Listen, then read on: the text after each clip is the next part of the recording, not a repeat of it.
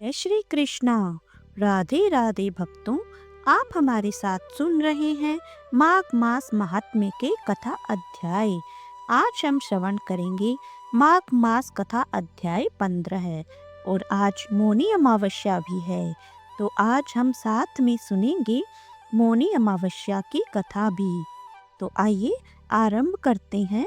माघ मास कथा अध्याय 15 है। दत्तात्रेय जी कहने लगे कि हे राजन, प्रजापति ने पापों के नाश के लिए प्रयाग तीर्थ की रचना की। सफेद गंगा जी और काली यमुना जी की जल की धारा में स्नान का महात्म्य भली प्रकार सुनो। जो इस संगम में माघ मास में स्नान करता है वह गर्भ योनि में नहीं आता। भगवान विष्णु की दुर्गम माया माघ में प्रयाग तीर्थ पर सब नष्ट कर देती है। माघ मास में प्रयाग में स्नान करने से मनुष्य अच्छे भोगों को भोग कर ब्रह्म को प्राप्त होता है। माघ तथा मकर के सूर्य में जो प्रयाग में स्नान करता है उसके पुण्यों की गिनती चित्रगुप्त भी नहीं कर सकता। 100 वर्ष तक निराहार रहकर जो पुण्य प्राप्त होता है वही फल माघ मास में 3 दिन प्रयाग में स्नान करने से होता है, जो फल 100 वर्ष तक योगाभ्यास करने से मिलता है। जैसे सर्प पुरानी कैंचुली को छोड़कर नया रूप धारण कर लेता है, वैसे ही माघ मास में स्नान करने से मनुष्य पापों को छोड़कर स्वर्ग को प्राप्त होता है। परंतु गंगा यमुना के संगम में स्नान करने से हजारों गुणों फल मिलता है। हे राजन, जिसको अमृत कहते हैं वह यह त्रिवेणी ही है। ब्रह्मा, शिव, रुद्र, आदित्य, मरुतगण, गंधर्व, लोकपाल, यक्ष, गुहक, किन्नर, अणिमा आदि गुणों से सिद्ध तत्वज्ञानी ब्रह्माणी, पार्वती, लक्ष्मी, शची, नैना, दीति, अदिति, संपूर्ण देव पत्नियां तथा नागों की स्त्रियों धृतांची, मेनका, उर्वशी, रंभा, तिलोत्मा, अप्सरागण और सब पितर, मनुष्यगण, कलयुग में गुप्त और सतयुग आदि में प्रत्यक्ष सब देवता माघ मास में स्नान करने के लिए आते हैं। इन दिनों माघ मास में प्रयाग में स्नान करने से जो फल मिलता है वह ईश्वर ही कह सकता है। मनुष्य में कहने की शक्ति नहीं है। हजारों अश्वमेध यज्ञ करने से भी यह फल प्राप्त नहीं होता। पूर्व समय में कांचन मालिनी ने इस स्नान का फल राक्षस को दिया था और इससे वह पापी मुक्त हो गया था। तो भक्तों, इसके आगे की कथा हम अगले अध्याय में श्रवण करेंगे। इति श्री पद्म पुराण अंतर्गत पंचमो दशः अध्याय समाप्त है।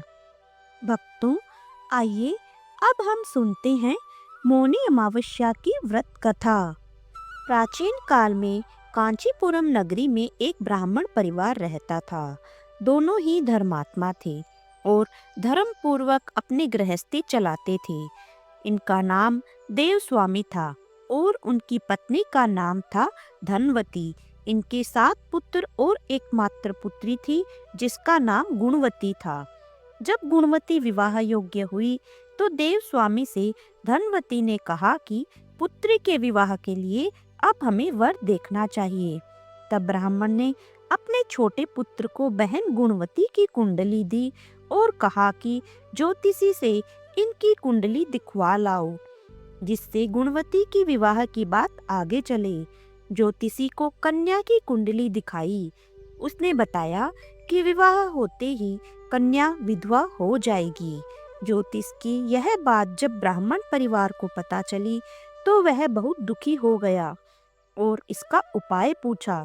तब ज्योतिषी महाराज ने बताया कि हे ब्राह्मण, सिंगल द्वीप में एक पतिव्रता महिला रहती है जिसका नाम सोना धोबिन है।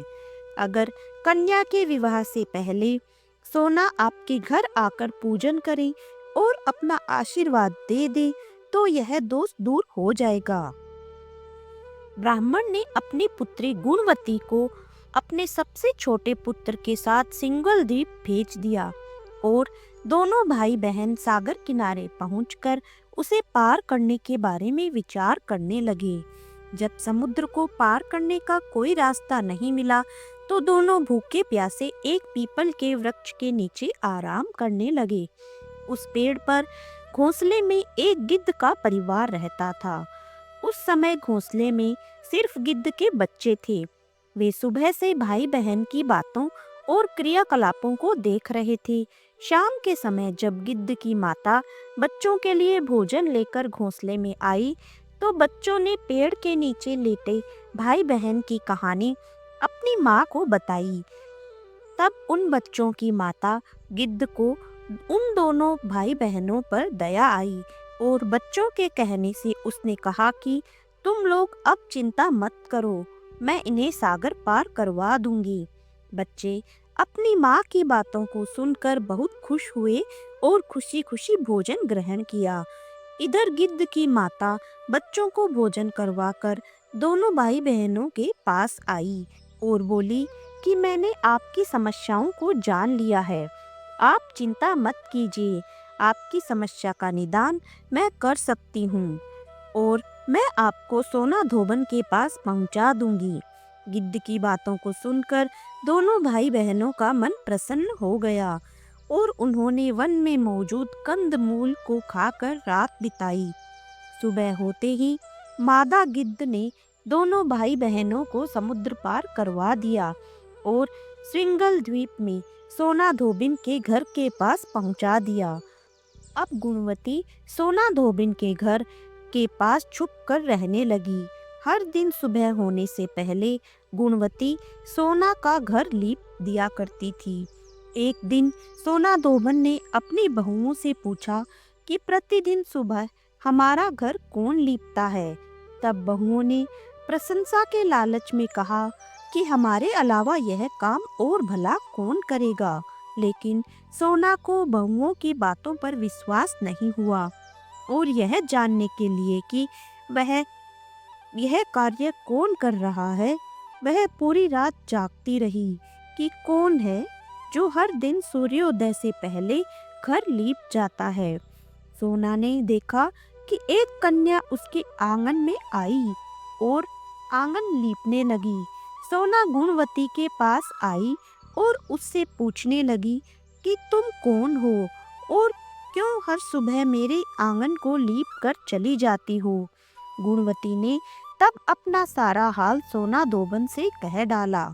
गुणवती की बातों को सुनकर सोना ने कहा कि तुम्हारे सुहाग के लिए मैं तुम्हारे साथ चलूंगी। सोना ने ब्राह्मण के घर आकर पूजन किया, लेकिन विधाता के विधान को कौन टाल सकता है।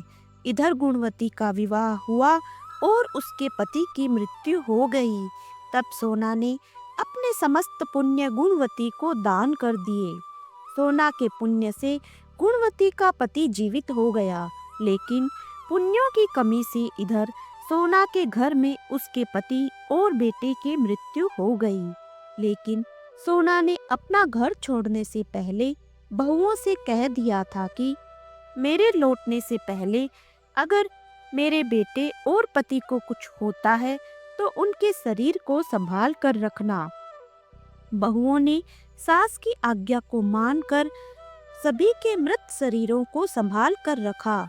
उधर सोना धोबन ने सिंघल द्वीप वापस लौटते हुए रास्ते में पीपल के वृक्ष की छाया में भगवान विष्णु की पूजा करके 108 बार पीपल की परिक्रमा की। इसके पुण्य के प्रभाव से सोना धोबन के घर लौटते ही उसके पति और बेटा फिर से पुनर्जीवित हो गए।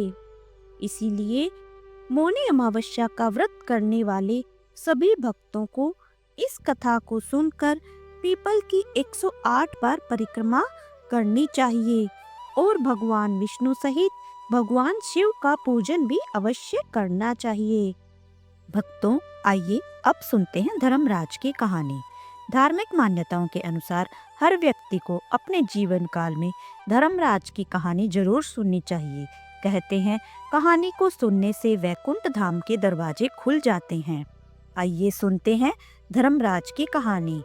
पौराणिक कथा के अनुसार एक गांव में एक बुढ़िया रहती थी। वह खूब धर्म व्रत पूजन करती थी। जब उसकी उम्र पूरी हो गई तो उसे एक दिन यमदूत लेने आए और वह उनके साथ चल दी।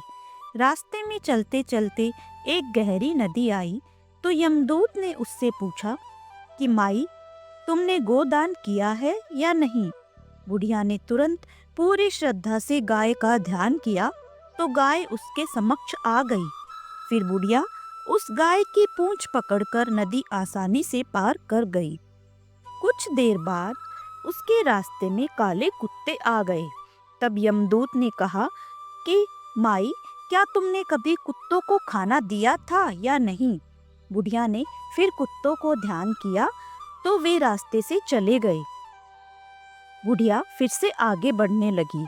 तब उसके रास्ते में कौवे आ गए और उन्होंने उसके सिर में चोंच मारनी शुरू कर दी। तब यमदूत बोले, किसी ब्राह्मण की बेटी के सिर में तेल लगाया था या नहीं?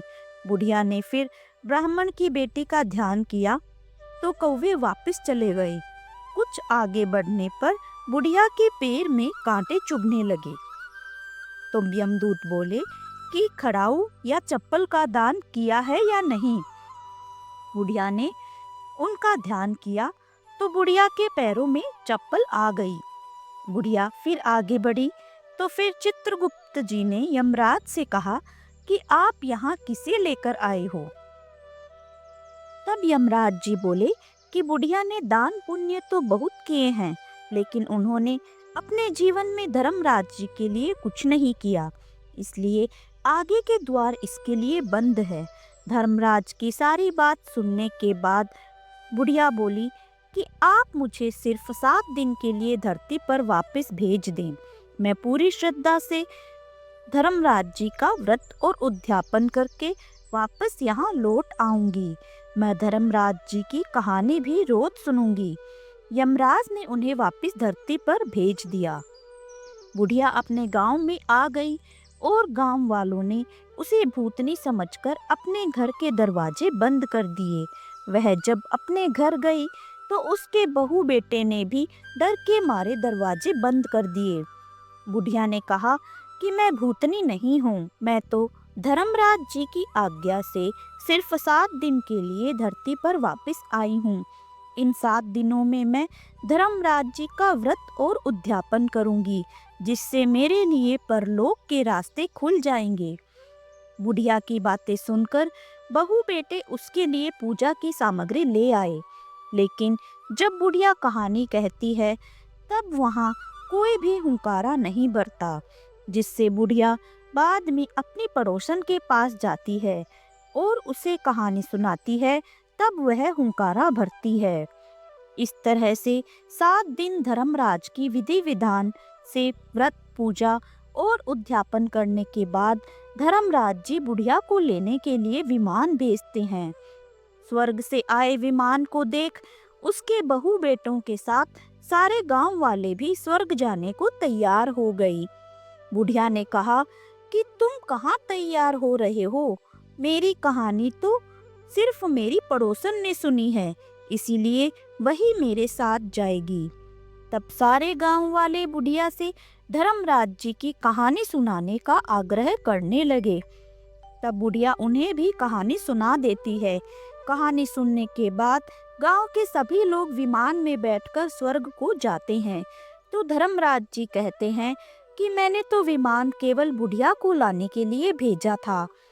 तब बुढ़िया माई ने कहा कि हे धर्मराज जी, मैंने अपने जीवन में जो भी पुण्य किए हैं उसमें से आधा भाग मैं आप गांव वालों को देना चाहती हूँ। इस तरह से धर्मराज ने ग्रामवासियों को भी स्वर्ग में जाने दिया। हे धर्मराज महाराज, जैसे आपने बुढ़िया और गांव के सभी लोगों को स्वर्ग में जगह दी, उसी तरह से हमें भी देना। साथ ही कहानी सुनकर हुंकारा भरने वालों को भी और कहानी कहने वालों को भी परलोक में जगह देना। धर्मराज जी की जय, यमराज महाराज की जय। तो भक्तों, यह थी आज की कथा। वीडियो को पूरा देखने के लिए आप सभी का धन्यवाद। वीडियो अच्छा लगा तो इसे लाइक एंड शेयर करें। कमेंट में राधे राधे जरूर लिखें। हम आपसे मिलते हैं अगले वीडियो में। तब तक के लिए जय श्री कृष्णा, राधे राधे।